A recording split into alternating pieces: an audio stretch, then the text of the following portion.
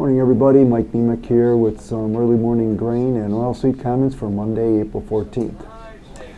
Well, the start of a new week. It's also a shortened week. A reminder, we won't be here on Friday. It'll be a 3-day weekend for the Easter holidays, but starting off in the overnight trade, wheat was the featured market, showing gains in one point up 30 cents, now up roughly around a dime. We've seen the hit of vacuum of a lack of selling in the overnight trade based on two factors. We've had a little bit of an escalation of Ukraine-Russian tensions, although it is somewhat ironic that overnight or over the weekend the news wires claim that both Russia and Ukraine are still running ahead as far as a year ago with their exports.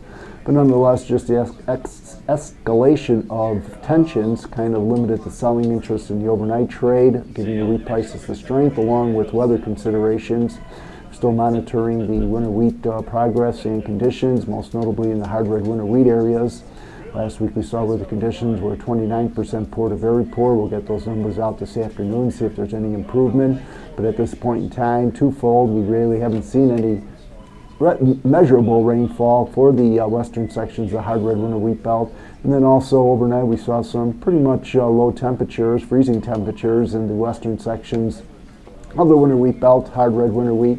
So once again, a little bit of concern there, giving the wheat market the overnight strength. That kind of carried over to the corn and the beans. The corn market up roughly around 3 cents right now. The beans up 5 cents. With the weather affecting the wheat, it's also affecting corn plantings and or the easement of trying to get that started in a timely manner. We'll get our corn planting number out for the first time this afternoon. Trade's looking for a number of around 2 to 5% complete. 5% is roughly average. As we work our way forward, we can continue with this on again, off again, temperatures being cold, warm, rains, no rain, so it'll still be somewhat of a tedious process of getting the corn crop planted. Nothing detrimental at this time, but enough to keep the corn market two-sided. Obviously, as we work our way through the corn plantings, trade will be surmising if, or if not, we'll be adding to our potential bean acreage as a result of how easily the corn acreage goes on in.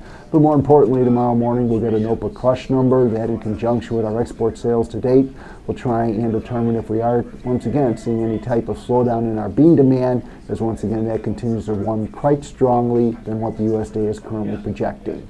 Exports also out later on this morning for wheat, corn, and beans. The trade will once again keeping an eye on our bean exports along with our corn shipments. We have a lot of corn on the books, need to be getting that out our ports.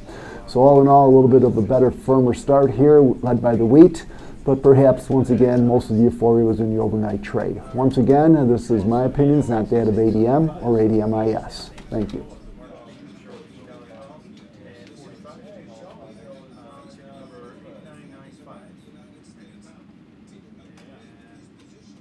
Eli, so